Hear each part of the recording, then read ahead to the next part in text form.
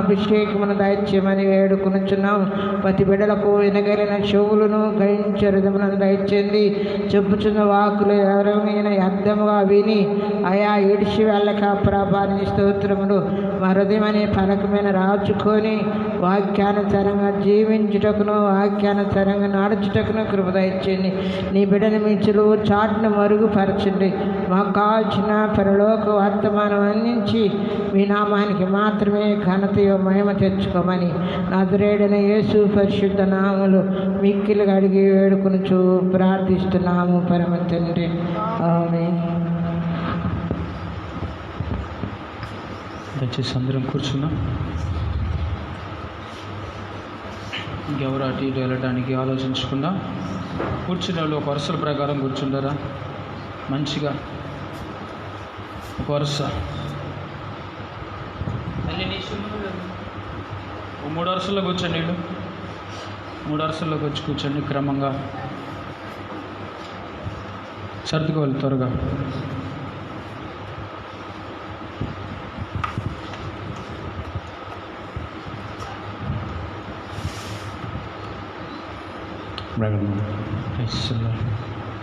దేవుని సేవకులు మన మధ్యలో ఉన్నారు. మొదటి దినమున దేవుని వాక్యాన్ని పంచుకోవడానికి ఆశతో దైవజనులు మన మధ్యలోనికి వచ్చారు. సమయాన్ని దైవజనులకు అప్పచెప్తుండగా శ్రద్ధగా మాట్లాడొద్దు, సౌండ్ రానియకుండా జాగ్రత్తగా దేవుని మాట్లాడిందాం.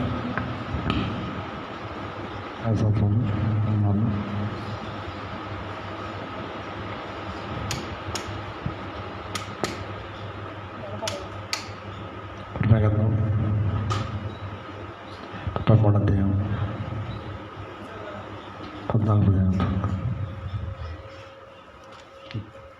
21 23 14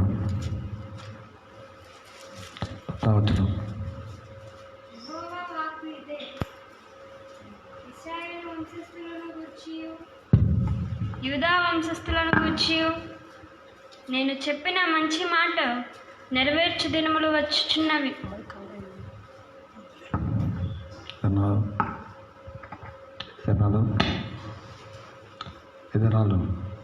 నేను చెప్పిన మంచి మాట నెరవేర్చు దినములు.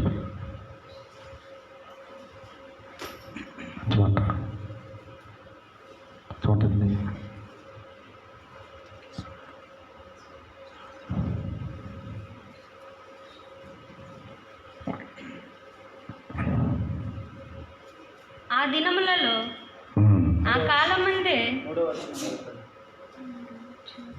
నాకు మొరపెట్టుము, నేను నీకు ఉత్తరం ఇచ్చేదను.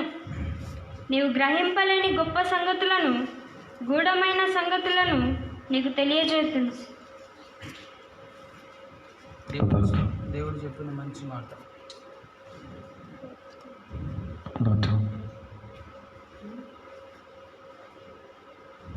అదొకసారి రిపీట్. నాకు మొరపెట్టుము, నేను నీకు ఉత్తరం ఇచ్చేదను. నీవు గ్రహింపలేని గొప్ప సంగతులను, గూఢమైన సంగతులను నీకు తెలియజేతును.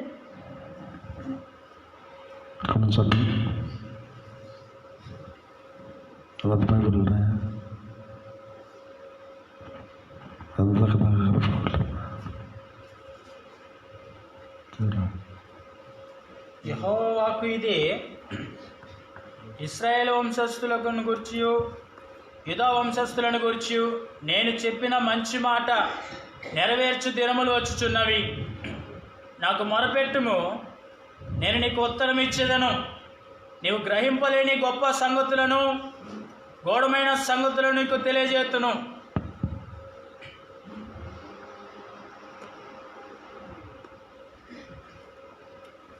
నాకు మొరపెట్టుము, నేను నీకు ఉత్తరం ఇచ్చేదను. నీవు గ్రహింపలేని గొప్ప సంగతులను, గూఢమైన సంగతులను నీకు తెలియజేతును. నాకు మొరపెట్టుము, నీకు ఉత్తరం ఇచ్చేదను. నాకు మొరపెట్టుము, నీకు ఉత్తరం ఇచ్చేదను.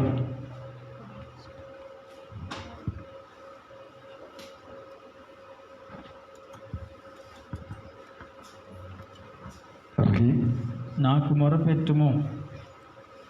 తల్లి ఎవరికి యెహోవా వాకి మొరపెట్టుము, నీకు ఉత్తరం ఇచ్చేదను.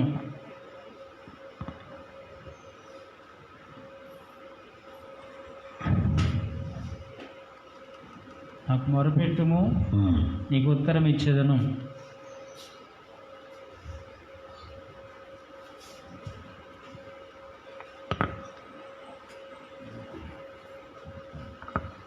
యెషయా గ్రంథం 55వ అధ్యాయము 7వ వచనం.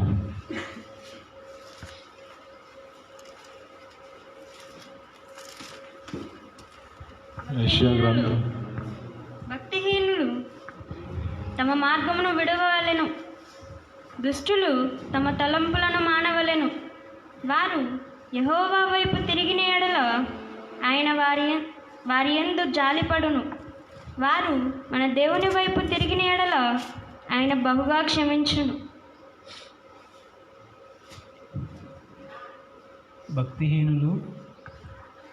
భక్తిహీనులు తమ మార్గమును విడువవలెను.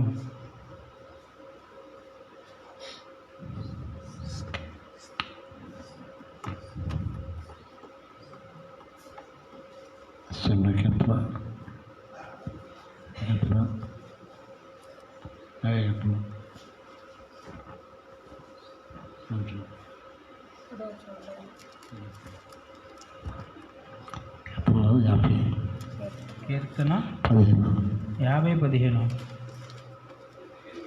ఆపత్కాలమున నీవు నన్ను గూర్చి మొరపెట్టుము, నేను నిన్ను విడిపించెదను, నీవు నన్ను మహిమపరిచెదవు.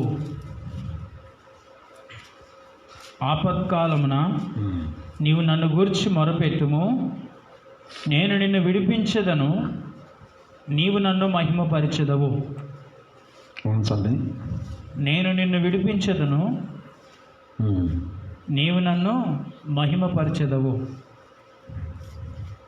ఆపత్కాలమున నీవు నన్ను గూర్చి మొరపెట్టుము, నేను నిన్ను విడిపించెదను.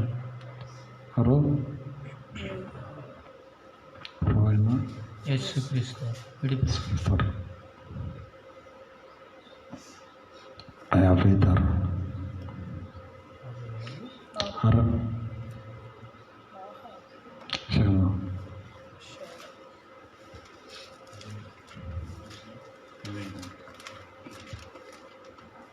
యెహోవా మీకు దొరుకు కాలమునందు ఆయనను వెదకుడి, ఆయన సమీపములో ఉండగా ఆయనను వేడుకొనుడి. యెహోవా మీకు దొరుకు కాలమందు ఆయనను వెదకుడి, ఆయన సమీపములో ఉండగా ఆయనను వేడుకొనుడి.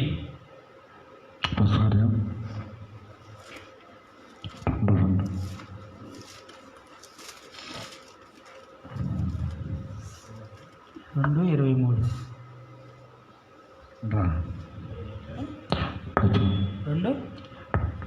2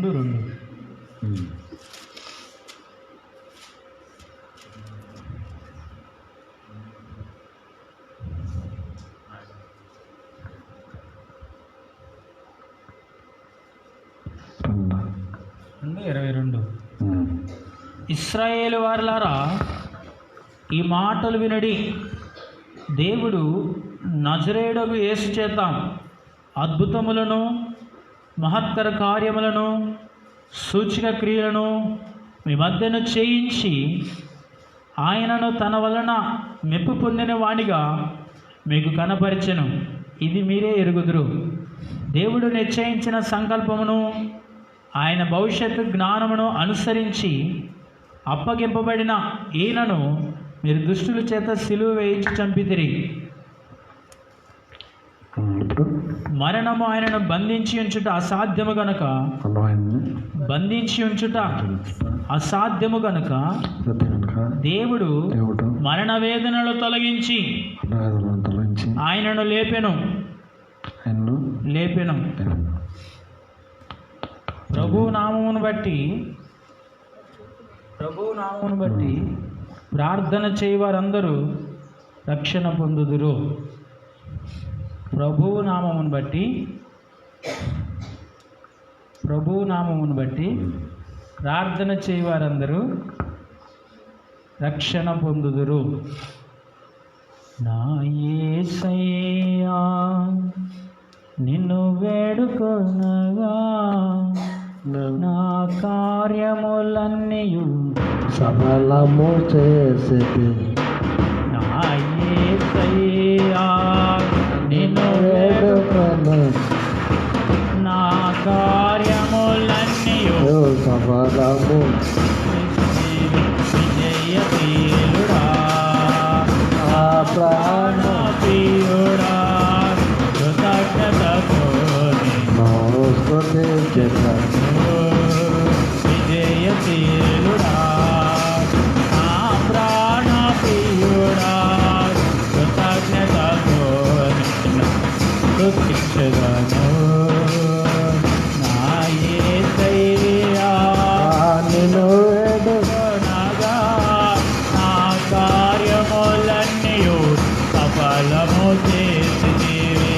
నా యేసయ్యా నిన్ను వేడుకొనగా నా కార్యములన్నీయు సఫలము చేసితివి. విజయశీలుడా నా ప్రాణప్రియుడా కృతజ్ఞతతో నిన్ను స్తుతించెదను. విజయశీలుడా నా ప్రాణప్రియుడా కృతజ్ఞతతో నిన్ను స్తుతించెదను. నా యేసయ్యా నిన్ను వేడుకొనగా నా కార్యం పాడదామా? అందరం కలిసి పాడదామా? స్వరం ఎత్తి స్వరం వినబడాలి అందరిది.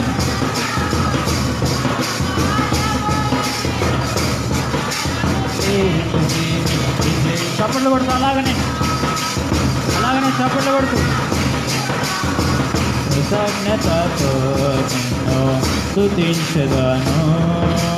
విజయశీలుడా నా ప్రాణప్రియుడా కృతజ్ఞతతో నిన్ను స్తుతించెదను. నా యేసయ్యా నిన్ను వేడుకొనగా నా కార్యములన్నీయు సఫలము చేసితివి.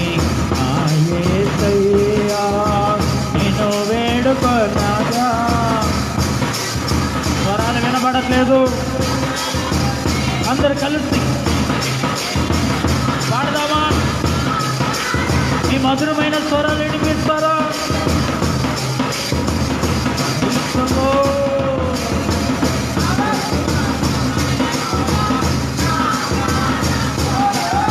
మధురమైన స్వరం వినబడాలి.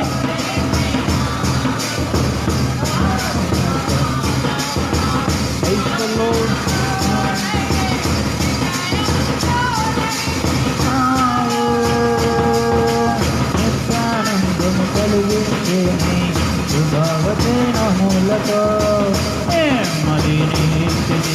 నిత్యానందము కలిగించేని శుభవచనములతో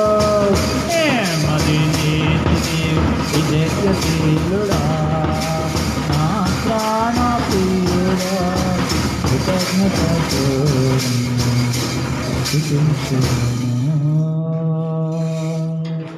Praise the Lord.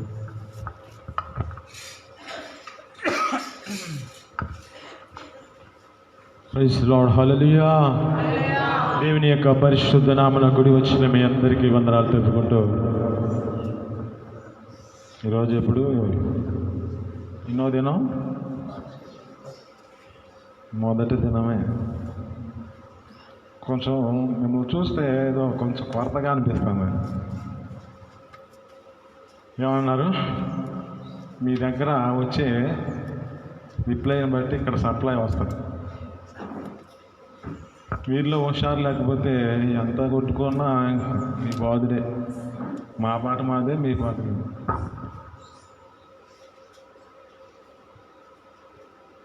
పది దినాలు ఉన్నాయి. ఇంకా మొదటి దినంలోనే ఉన్నాం. ఇంకా మొదటి ప్రారంభమే. హుషారుగా హల్లెలూయా. ఇంకొంచెం హుషారుగా హల్లెలూయా. దేవుని యొక్క పరిశుద్ధ నామములో కూడా వచ్చిన ప్రతి ఒక్కరికి వందనాలు తెలుపుకుంటూ దేవుని యొక్క పరిశుద్ధ గ్రంథంలోంచి ముందుగా చదివే ముందు ఇది ఉపవాస కూడిక. ఈ ఉపవాస కూడికలో మన జీవితాలు ఏ విధమైన స్థితిలో నడిపించబడాలో వాటిని జ్ఞాపకం చేసి నేను దేవుని యొక్క మాటలను మీకు ప్రకటన చేస్తాను. ఈ ఉపవాస కూడికలో మన జీవితాలను బట్టి మనము ఏ విధంగా నడిపించబడాలో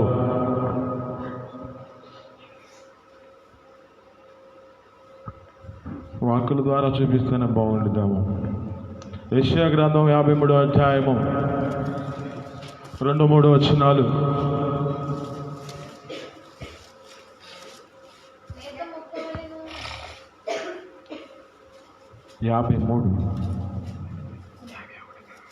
తెలియజేసిన సమాచారము ఎవడు నమ్మెను? 57వ అధ్యాయము. నీతిమంతులు నశించుట చూచి ఎవరునూ దానిని మనసును పెట్టుకోరు. భక్తి లేని వారు తీసుకొని పోబడుచున్నారు. కీడు చూడకుండా నీతిమంతులు కొనిపోబడుచున్నారని ఎవనికి తోచదు. 58:3. మేము ఉపవాసముండగా నీవెందుకు చూడవు?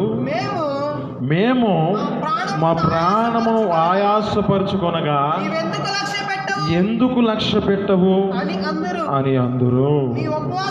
మీ ఉపవాసం దినమున మీరు వ్యాపారం చేయుదురు, మీ పని వారి చేత కఠినమైన పనులు చేపిస్తున్నారు, కలహపడచ్చు, వివాదము చేయొచ్చు, అన్యాయముగా గుద్దులాడుచు ఉపవాసం ఉండిరి. తర్వాత మీ కంట ధ్వని పరమునకు వినపడుకున్నట్లు మీరు ఇప్పుడు ఉపవాసం ఉండరు. అట్టి ఉపవాసము నాకు అనుకూలమా? మనుష్యుడు చాలు. ఇక్కడ 13వ వచనం చదువు. నా విశ్రాంతి దినమున వ్యాపారము చేయకుండా నాకు ప్రతిష్ఠితమైన దినమని నీవు ఓరక వెండిన ఎడల విశ్రాంతి దినము మనోహరమైనదని, యెహోవాకి ప్రతిష్ఠితమైనదని, ఘనమైనదని అనుకొని దానిని ఘనముగా ఆచరించిన ఎడల నీకిష్టమైన పనులు చేయకయు వ్యాపారము చేయకయు లోక వార్తలు చెప్పుకొనకుండా ఉండనే ఎడలా. ఇది చాలు. ఇక్కడ ఇది నేను ఈ 10 దినాలు లోక సంబంధమైన వార్తలు చెప్పుకోకుండా, లోక సంబంధమైన వార్తలు చెప్పుకోకుండా ఉంటే ఆయన నీ యందు ఆనందిస్తాడు. ఆయన నీ జీవితంలో ఇచ్చిన ఈ యొక్క భాగ్యను బట్టి నీవు ఆయన యందు ఆనందించదవు. ఆయన నిన్ను చూసి నీ యొక్క జీవితాన్ని బట్టి ఆయన ఆనందించేవాడుగా ఉన్నాడు. ఇక్కడ మనం జ్ఞాపకం చేసుకుంటే అంటున్నమాట, మీరు ఉపవాసం ఉండి మేము ఉపవాసం ఉన్నాం, మా ప్రార్థన మీరు ఎందుకు ఆలకించట్లేదయ్యా అని మనము ఎంతగా చేసినా ఇక్కడ ఈ వచనాలలో మనం తప్పిపోతే, మీరు ఉపవాసం ఉండి వ్యాపారములు చేయొచ్చు, లోక వార్తలు చెప్పుకొనకుండా ఇది ప్రతిష్ఠితమైన దినము అని దీనిని ఆచరిస్తే బాగుండు. ఇక ఒక మాట చెప్తాను. మత్తయి సువార్త 6వ అధ్యాయము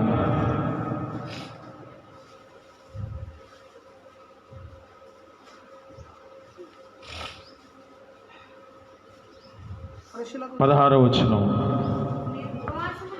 ఉపవాసము చేయనప్పుడు వేషధారుల వలె దుఃఖముఖులై ఉండుకుడి, తాము ఉపవాసము చేయుచున్నట్లు మనుషులకు కనపడవలనని తమ యొక్క ముఖాన్ని వికారం చేసుకుంటారు. వారు తమ ఫలము పొంది ఉన్నారు.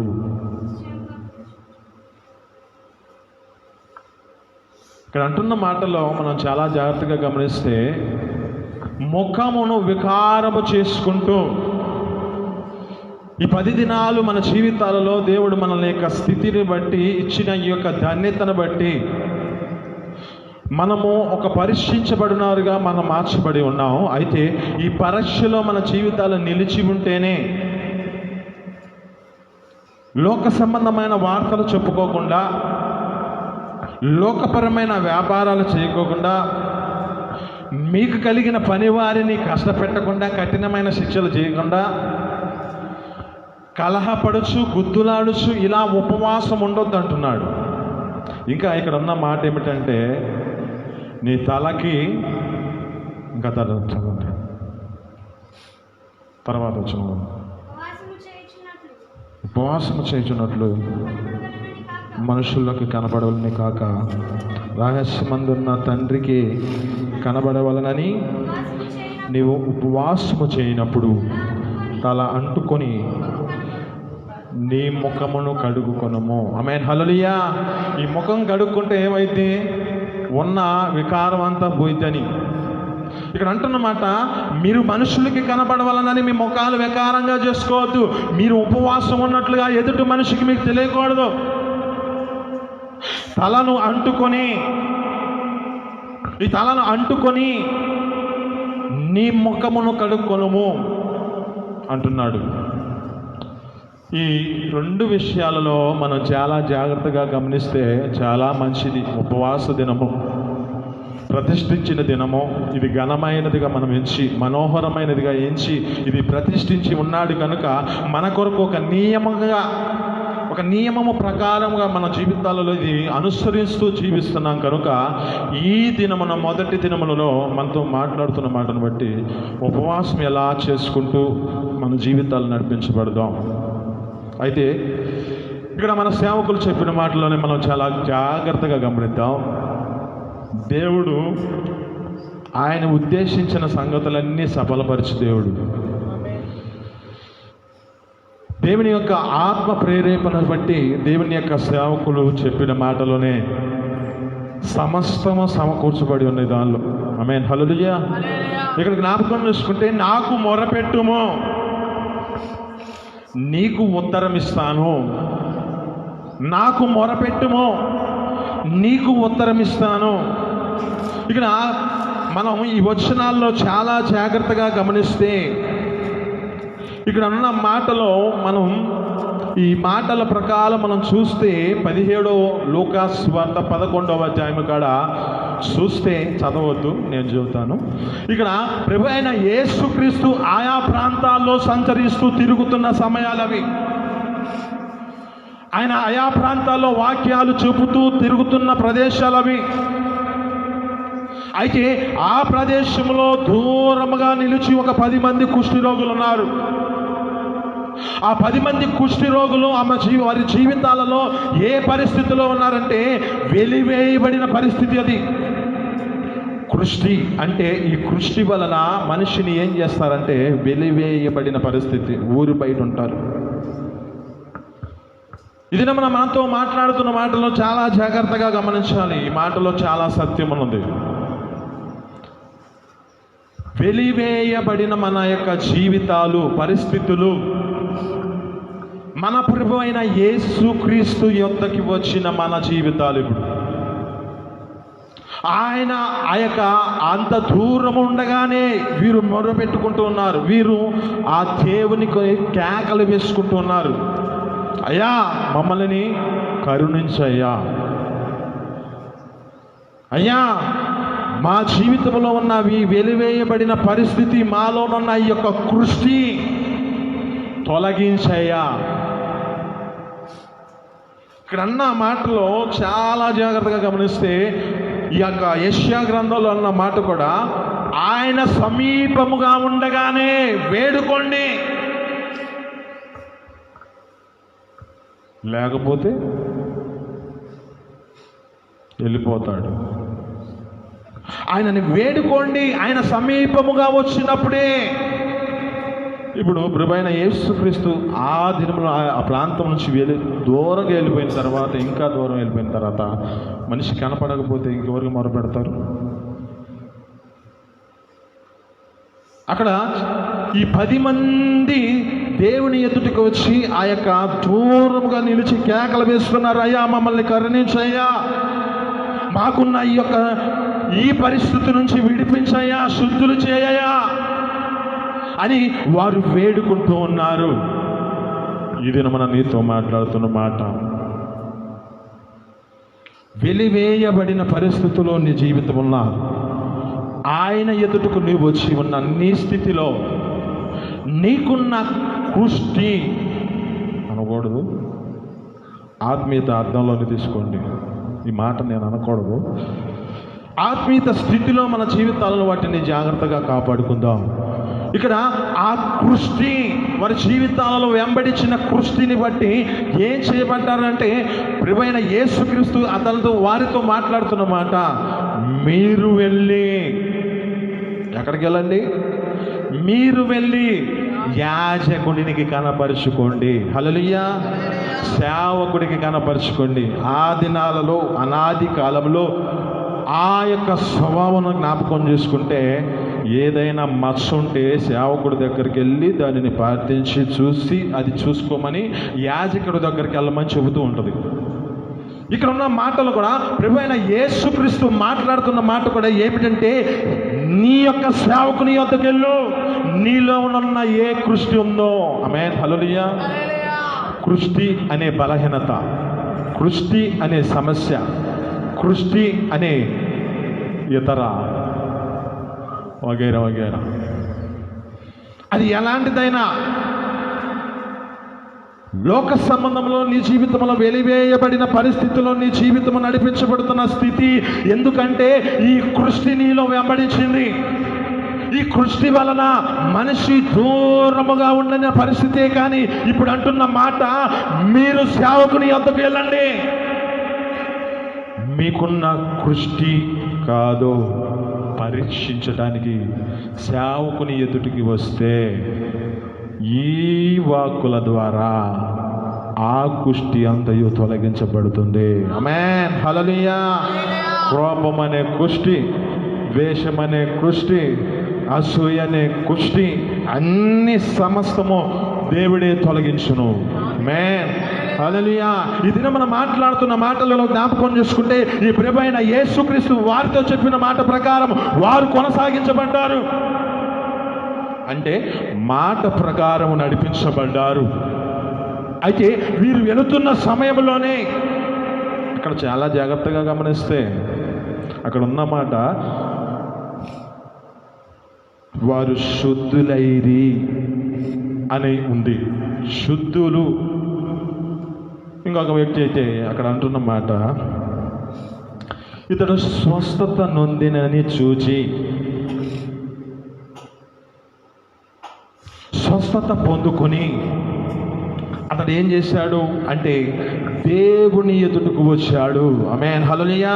ఇక్కడ అంటున్న మాట, నాకు మొర్రపెట్టుము నీకు ఉత్తరం ఇచ్చేదను, గొప్ప గూఢమైన సంగతులు నీకు తెలియజేస్తాను. ఆయన సమీపంగా ఉంటేనే మీరు వేడుకోండి, ఆయన సమీపంగా ఉండగానే వేడుకోండి. లేని ఎడల ఇక ఏ పరిస్థితి ఎలా ఉంటుందో తెలియదు. రానున్న దినాలలో ఇప్పుడు కొత్తగా ఒక గిఫ్ట్ వస్తుంది, లోక సంబంధంగా ఒక గిఫ్ట్ వస్తుంది చిన్నగా. అది ఆశీర్వదించేది కాదు. 2020లో వచ్చిన గిఫ్ట్ ఇప్పుడు మళ్ళా కొనసాగించబడుతుంది. హల్లెలూయా.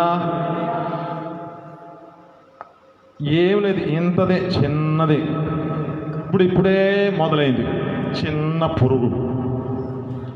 ఇది ఏ విధమైన చేతనను మరలా వ్యాపింపడానికి ఇది కారణమయ్యే పరిస్థితులు ఉన్నాయి.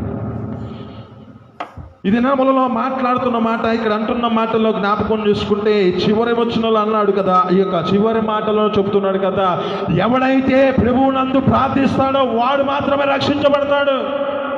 ఎవడైతే ప్రభువునందుకు వచ్చి ఆయన యందు కేకలు వేస్తున్నాడో, ఆయనకు మొరపెడుతున్నాడో, అతడే ఉత్తరము పొందుకుంటాడు.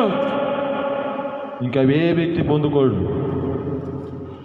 మనకిచ్చిన ఈ ధన్యత, మనకిచ్చిన ఈ యోగ్యత మరి ఎవరికి ఇవ్వలేదు. ఈ దినం మన జ్ఞాపకం చేసుకుంటే ఆ యొక్క ప్రకటన గ్రంథంలో 2వ అధ్యాయంలో 10వ వచనంలో మాట, మీలో అనేకులు శోధించబడుతున్నారు. ఈ శోధింపబడిన వారిలో కొన్ని మంది,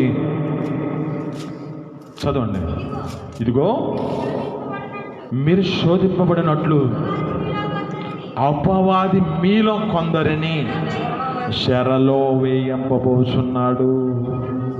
10 దినాలు శ్రమ కలుగుతుంది. మరణము వరకు నమ్మకంగా ఉంటేనే ఆ జీవ కిరీటం పొందుకుంటావు. హల్లెలూయా, హల్లెలూయా. హుషారుగా చెప్పండి, ఇంకొంచెం వాల్యూమ్ పెంచాలా. హల్లెలూయా. ఇక్కడ జ్ఞాపకం చేసుకుంటే ఇక్కడ లేఖనాలు బట్టి చూస్తున్నమాట, మీలో కొందరు శరలో వేయబడుతున్నారు. అపవాది కొన్ని మందిని శోధించడానికి ఈ దినము నుంచే పరీక్షించబడుతుంది. ఎంతమంది ఉండాలా? కొన్ని మంది.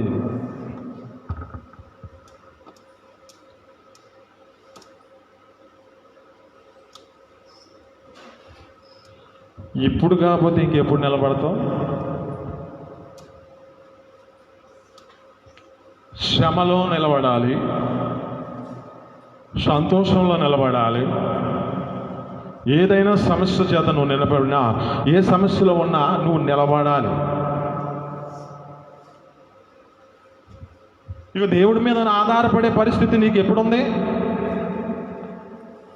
బాగాలేదు, బలహీనత, సమస్య, అప్పులు అని ఇవన్నీ చెప్పుకుంటూ నీ జీవితంలో కొనసాగించబడుతూ అనేకమైన కొంతమందిని, వారిని, మీలో కొందరిని అపవాది శరలో వేయబోచున్నది. ఈ 10 దినాలు మీ జీవితాల్లో జ్ఞాపకం చేసుకోండి. మీకు ఇచ్చిన ధన్యత, మీకు ఇచ్చిన యోగ్యత కొన్ని మందికి లేదు. ఆమేన్, హల్లెలూయా. మీకు ఇచ్చిన ఈ యొక్క ధన్యతను మనం అంతము వరకు 10 దినాలు పరీక్షించబడతాం. ఈ 10 దినాలు మన జీవితాలలో ఈ శోధనలో నిలిచి ఉంటేనే ఆ జీవ కిరీటాన్ని మనం పొందుకుంటాం. ఆమేన్, హల్లెలూయా.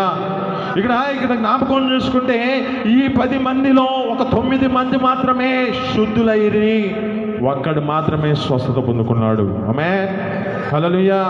స్వస్థత పొందుకున్నవాడు చేసిన పనే ఇది, ఉపవాస దినం. స్వస్థత పొందుకున్న వాడి జీవితమే అతనికి, ఆ ప్రభు అయిన యేసుక్రీస్తుకి కృతజ్ఞతాస్తుతులు చెల్లిస్తున్నాడు, ఆయనని మహిమపరుస్తున్నాడు. అక్కడ జ్ఞాపకం చేసుకుంటే కేకలు వేస్తున్నాడు.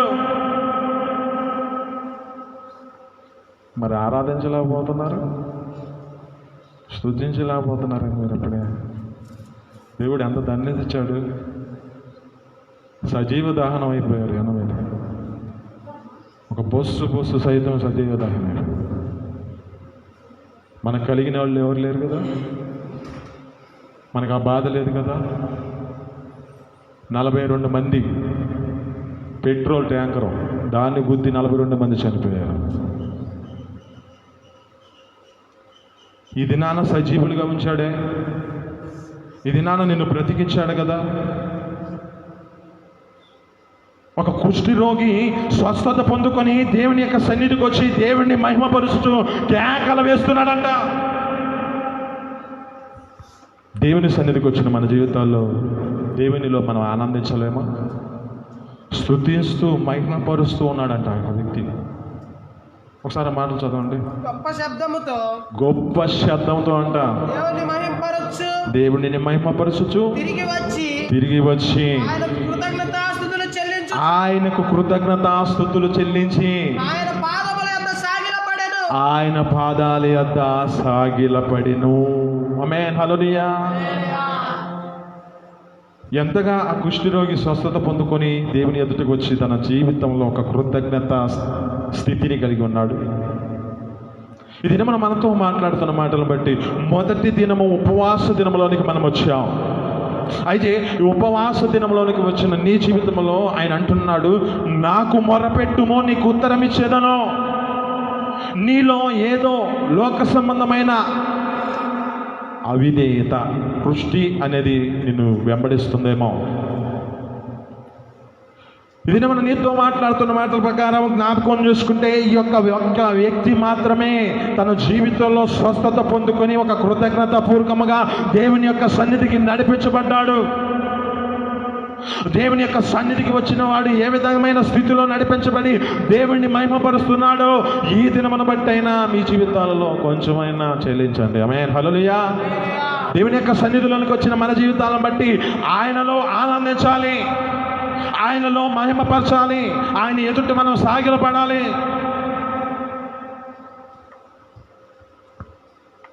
మీకు తెలిసిన వాక్యాలే, సందర్భాన్ని జ్ఞాపకం చేసుకోండి. ఆశ బాగానే ఉంది, దేవుని యొక్క ఎదుటికి వచ్చి బాగానే ఉన్నారు, దేవుని మాటను బాగానే ఆలకించారు, స్వస్థత శుద్ధి పొందుకున్నారు, పరిశుద్ధపరచబడ్డారు. కానీ కృతజ్ఞత లేదు, వెనక్కి వెళ్ళిపోయారు, దేవుని ఎదుటికి రాలేకపోయారు.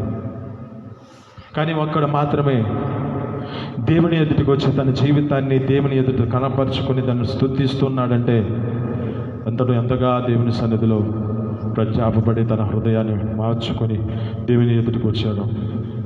ఇది నేను నీతో మాట్లాడుతున్న మాట. ఆ వ్యక్తి వల్లే నీ జీవితం ఉండును గాక. ఆమేన్. ఏంది మీరు కొంచెం వాళ్ళే రాట్లా, నిద్ర వస్తున్నాయండి? చనబాడు. నా జీవిత ధన్యతై ఉన్నది, మోఢు భారిన జీవితాలను చిగురింపజేయ, మోఢు భారిన జీవితాలను చిగురింపజేయగలవు నీవు. మారా అనుభవం మధురముగా మార్చగలవు నీవు. మారా అనుభవం మధురముగా మార్చగలవు నీవు. నాథుడా నీ కృపలో నేను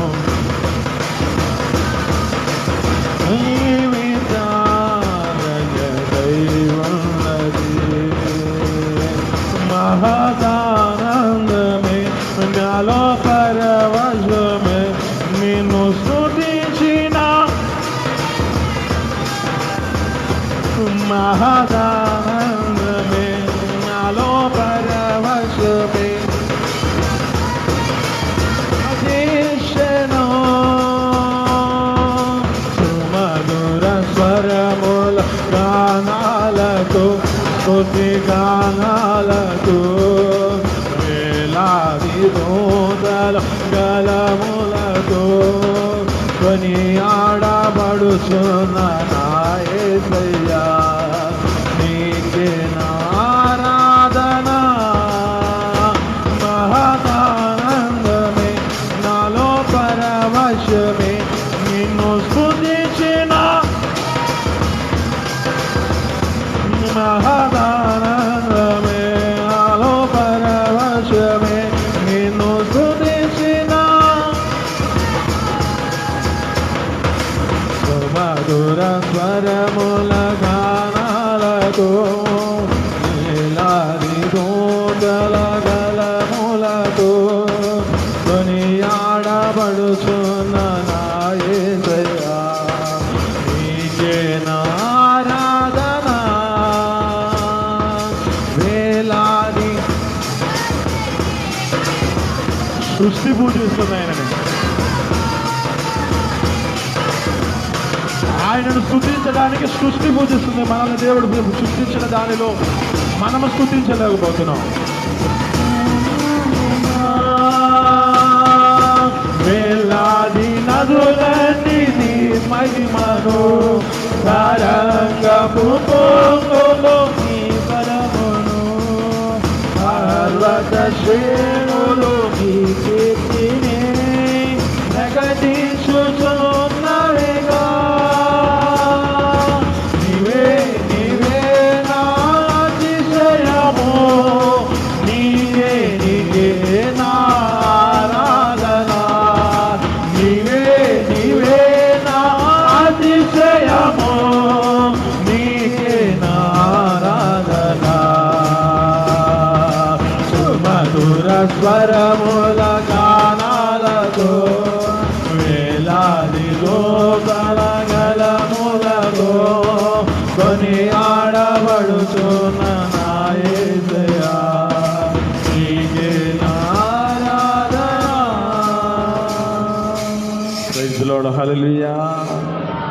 ఇక్కడ పాడిన పాటలో 2 అర్థాలు ఉన్నాయి.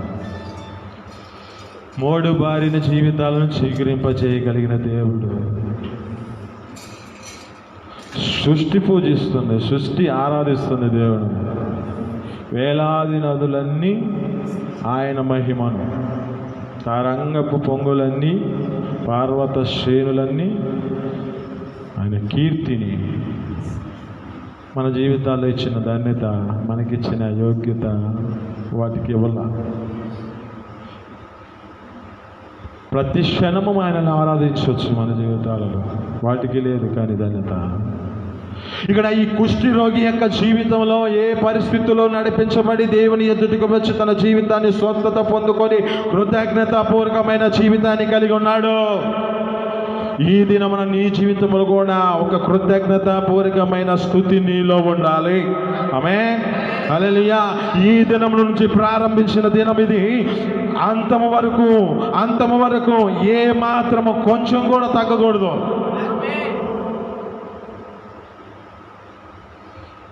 నీకున్న బాహ్య శరీరం కృషించిపోయిన బాధ లేదు. అంతరంగంలో దినదినము నూతన పరచబడిన వారిగా మార్చబడాలి. ఆమేన్, హల్లెలూయా. ఈ యొక్క మొదటి దినములోనికి మనం ఉన్నాము కనుక ఈ మొదటి ఉపవాస దినంలోనికి వచ్చాము. ఇప్పుడే మన జీవితాల్లో సమస్య వెళ్ళిపోతే 10వ నాటికి ఎప్పటికి వెళ్ళిపోతాం మనం?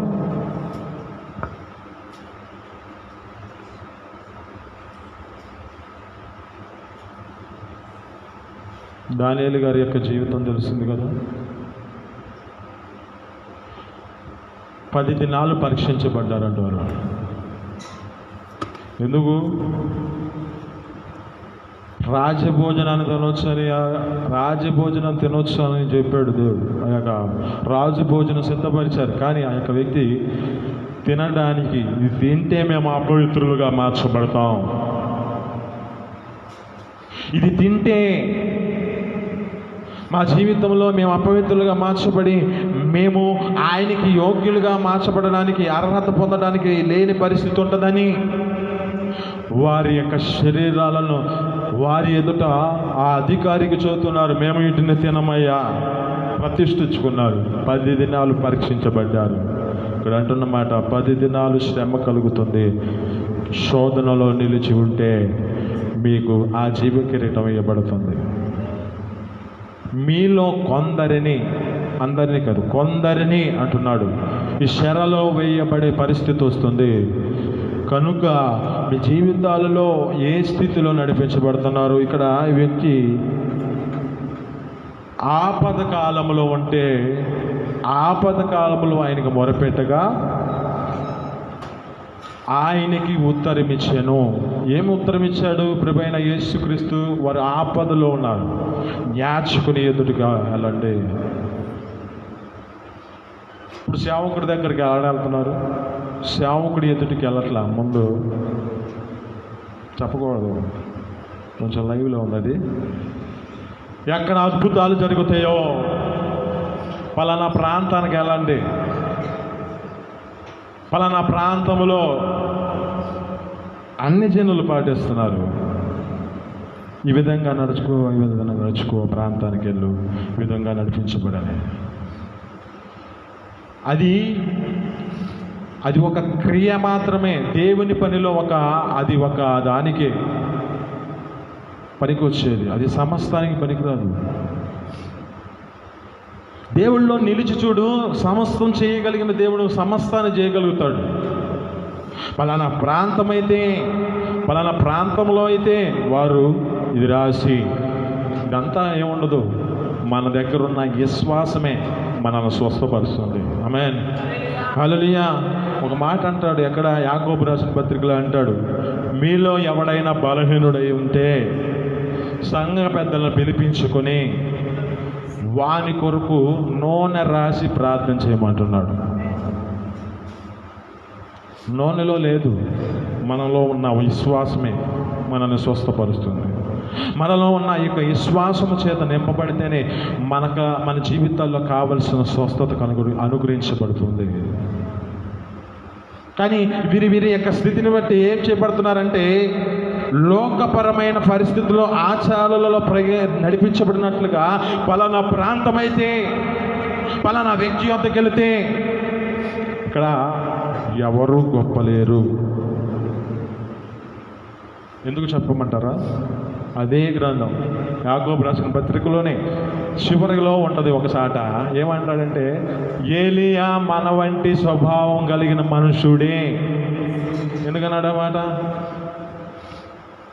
ఆయన చేశాడు, చాలా గొప్ప అద్భుతాలు చేశాడు. కానీ అక్కడ అంటున్నమాట మన వంటి మనుషుడే, మన వంటి మనుషుడే అని చెబుతున్న దానిలో మన జీవితాలు ఏ స్థితిలో నడిపించబడుతున్నావో, అతని ద్వారా గొప్ప క్రియలు జరిగించబడ్డాయి. అయితే అతను గొప్పవాడు కాదు. ఆమేన్, హల్లెలూయా. అతని ద్వారా ఆ క్రియలను బట్టి జరిగించబడ్డాయి, కానీ అతను మాత్రం గొప్పవాడు కాదు. దేవుని విశ్వాసముతో నిలబెట్టాడే, అది గొప్పతనం. కానీ మనుషుల జీవితాల్లో ఏం చేయబడుతున్నాయి అంటే ఇప్పుడంతా ఇదే, ఈ పరిస్థితుల్లోనే నడిపించబడుతున్నారు. కానీ అందుకు అంటున్న మాట, ఇక్కడ అంటున్న మాటలో జ్ఞాపకం చేసుకుంటే, దేవుని చిత్తం ఏదో తెలుసుకుని దానిలో నడిచిన వాడు మాత్రమే పరలోకంలో నివసించుతాడు, ఆ పరలోక రాజ్యానికి వెళ్తాడు. ఆ పరలోకమందు తన తండ్రి చిత్త ప్రకారం చేయవాడు మాత్రమే. ఇది ఒక గొప్ప, ఇదేమి దానిలో ఒక భాగమే. మరి అప్పుడు ఆ ప్రభువైన యేసుక్రీస్తు చేసిన దినాల్లో జ్ఞాపకం చేసుకుంటే ఆయన ఇంక అదే చేయవచ్చు కదా. వాక్యం ఎందుకు చెప్పే పని? ఇక పలానా ప్రాంతాలకు వెళ్ళి, వీళ్ళింటికి వెళ్ళి, ఇంటింటికి వెళ్ళి ఆయన ప్రార్థన చేసే పనే ఉంది? ఇంక అదే పని చేయొచ్చు కదా. అది ఒక భాగం మాత్రమే. ఆమేన్, హల్లెలూయా. దేవుని యొక్క సన్నిధిలో ప్రభువైన యేసుక్రీస్తు ఆ విధమైన స్థితిలో నడిపించబడితే ఆయన అనేక మంది రోగులను స్వస్థపరిచాడు, మంచిదే. ఆయన అదే విధంగా అనేక ప్రాంతాలకు తిరిగాడు, ఎక్కడా గొప్ప చెప్పుకోలా. ఇక్కడ అంటున్న మాటలు మనం చాలా జాగ్రత్తగా గమనిస్తే, ఆపద కాలంలో మొర్రపెట్టగా ఆయన ఉత్తరమిచ్చి ఉన్నాడు. అయితే అక్కడ యాజకుడిని కనపరుచుకోమంటున్నాడే, ఆయన గొప్పవాడేగా. మరి సరిగ్గా గమనించండి, ప్రభువైన యేసుక్రీస్తు గొప్పవాడే. కానీ అక్కడ జరిగించవలసినది ఏమిటంటే వీరిలో ఉన్న విశ్వాసము గొప్పదిగా కావాలి. హల్లెలూయా. ఏంది అప్పుడే అయిపోయింది? మళ్ళీ చూడండి అబ్బాయి,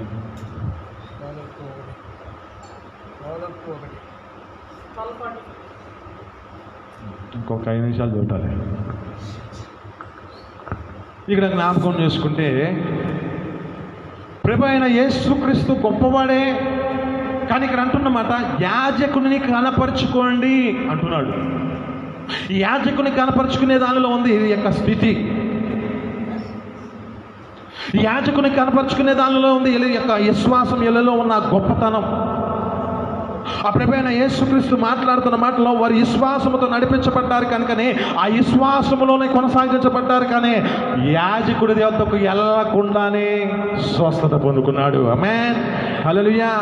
యాజకుని ఎదుటికి వెళ్ళే ముందుగానే, అంటే వీరిలో ఒక గొప్ప విశ్వాసము చేత నింపబడ్డారు కనుకనే దేవుడు ఆ యొక్క అద్భుతాన్ని అక్కడ జరిగించాడు. అయితే ఈ దినమున మనం దేవుని సన్నిధికి వచ్చాం, దేవుని యొక్క మాటలు మనం వింటూ ఉన్నాం. ఈ మాటలలో మన జీవితాలలో ఏది మనలో కొరత, లోక సంబంధమైనది ఏదైనా వెంబడిస్తుందో గమనించు. చివరిగా ఒక మాట, 1 పేతురు రాసిన పత్రిక 2వ అధ్యాయము 1వ వచనం. ప్రభు దయాళుడని రుచి చూచి ఉన్న ఎడల సమస్తమైన దుష్టాత్మను, ఇక చాలు ఇక్కడ జ్ఞాపకం చేసుకుంటే, ప్రభు దయాళుడని రుచి చూచి ఉన్నావు. ఈ దినమున నువ్వు నడిపించబడ్డావు, దేవుని యొక్క ఎదుటికి వచ్చావు. రుచి చూచి ఉంటేనే కదా వచ్చేది. ఇక్కడ ఎవరు ఏ స్థితిని బట్టి దేవుని ఎదుటికి రాలేదు, కానీ దేవుని యొక్క దయలో తన యొక్క రుచి చూచి ఉన్నారు కనుకనే తన యొక్క మహిమ ద్వారా చేసిన దానిని బట్టి దేవుని ఎదుటికి వచ్చి ఉన్నాం కదా. ఇక్కడ అంటున్న మాటలో జ్ఞాపకం చేసుకుంటే చివరిగా ఒక మాట చదువు. అక్కడ క్రొత్తగా నిర్మలమైన వాక్యం అనే పాలన అపేక్షించండి. క్రొత్తగా జన్మించిన శిష్యుని పోలిన వారై నిర్మలమైన వాక్యం అనే పాలను ఆపేక్షించండి. ఈ పాలన మనం ఆపేక్షిస్తేనే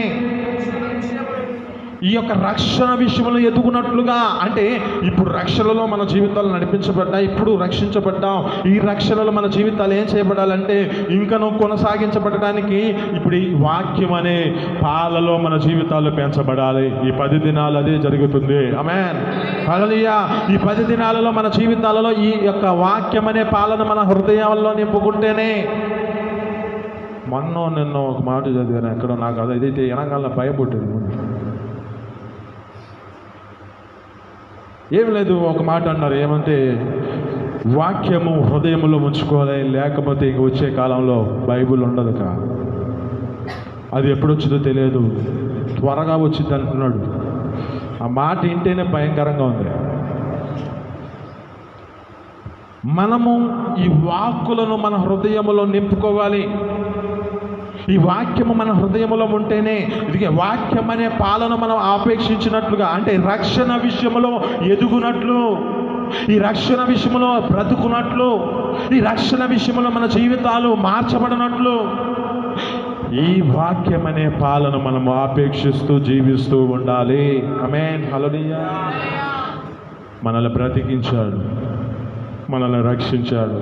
ఈ దినమున మనల్ని సజీవులుగా ఉంచాడు. సజీవులే కదా ఆయన స్తుతించెదరు. ఒక మాట కూడా చెప్పి ముగిస్తాను. యెషయా గ్రంథం 38వ అధ్యాయము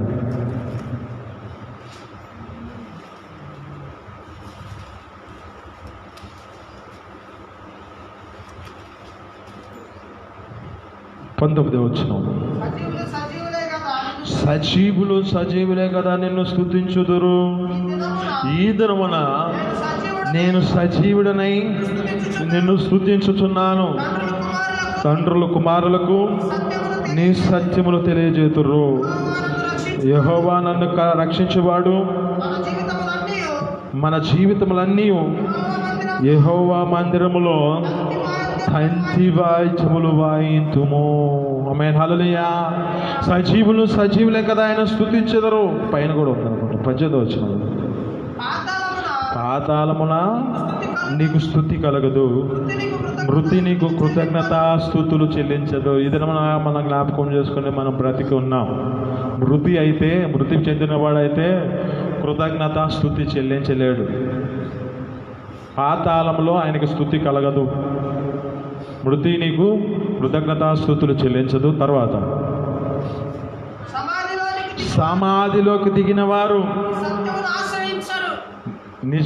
నీ సత్యమును ఆశ్రయించరు. అంటే మనల్ని ఈ విధంగా బ్రతికించాడంటే ఈ బ్రతుకులో ఏం చేయబడ్డా మనము మన స్థితిని బట్టి ఆయన సన్నిధిలో స్తుతించేవారిగాను, కృతజ్ఞతాస్తుతులు చెల్లించేవారిగాను, ఆయన సత్యమును మనం ఆశ్రయిస్తూ ఉన్నాం. ఈ వాక్యం అనే సత్యాన్ని మనం ఆశ్రయిస్తున్నాం. ఈ వాక్యం మన జీవితాల్లో నింపబడి ఈ సత్యము చేత మన జీవితాలు సజీవమైన రాళ్ల వలె, ఈ సజీవమైన వారిగా మనం మార్చబడ్డాం.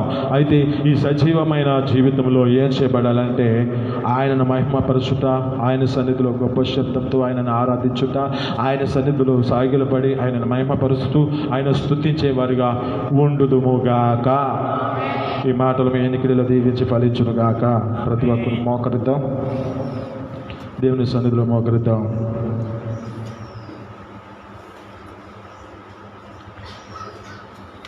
దేవుడు నీతో మాట్లాడిన మాటలు ఒక 2 నిమిషాలు దేవుని ఎదుట,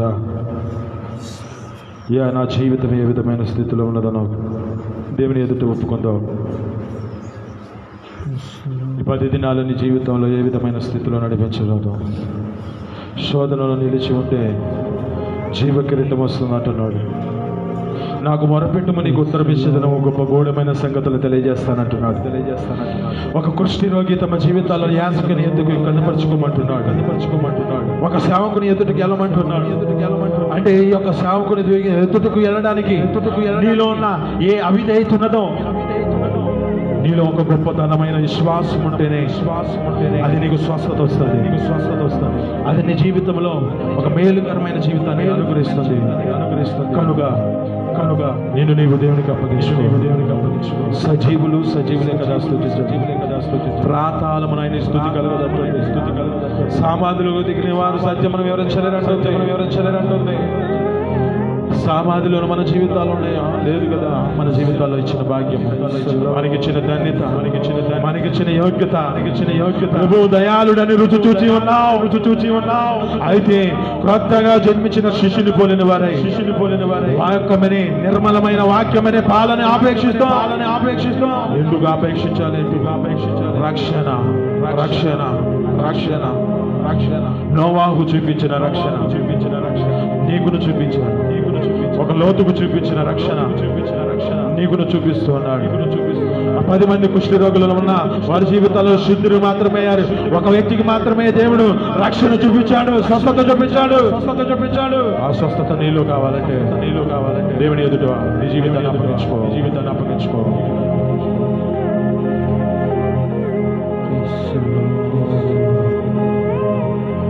దేవుడు నీతో మాట్లాడిన మాటను బట్టి దేవుని సందులో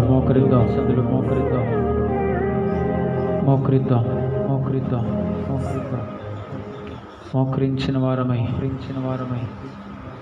ప్రభువా నీ సన్నిధిలో కృతజ్ఞులమైన స్తుతించేవారిగా ఇదిగో నువ్వు చెప్పిన మాట నెరవేర్చే దినములు వస్తుంది అంటున్నావు ప్రభా. నాకు మొర పెడితే ఉత్తరం ఇస్తానని సెలవిస్తున్న ప్రభా. ఈ 10 దినములలో మేము అనేక విషయాల కొరకు ప్రార్థించుటకు ప్రార్థనాత్మ, స్తోత్రాత్మ, విజ్ఞాపనాత్మను మాకు దయచేయండి ప్రభా. కృతజ్ఞతతో ఎలాగో నేను స్తుతించాలో అవి మాకు నేర్పించండి తండ్రి. మేము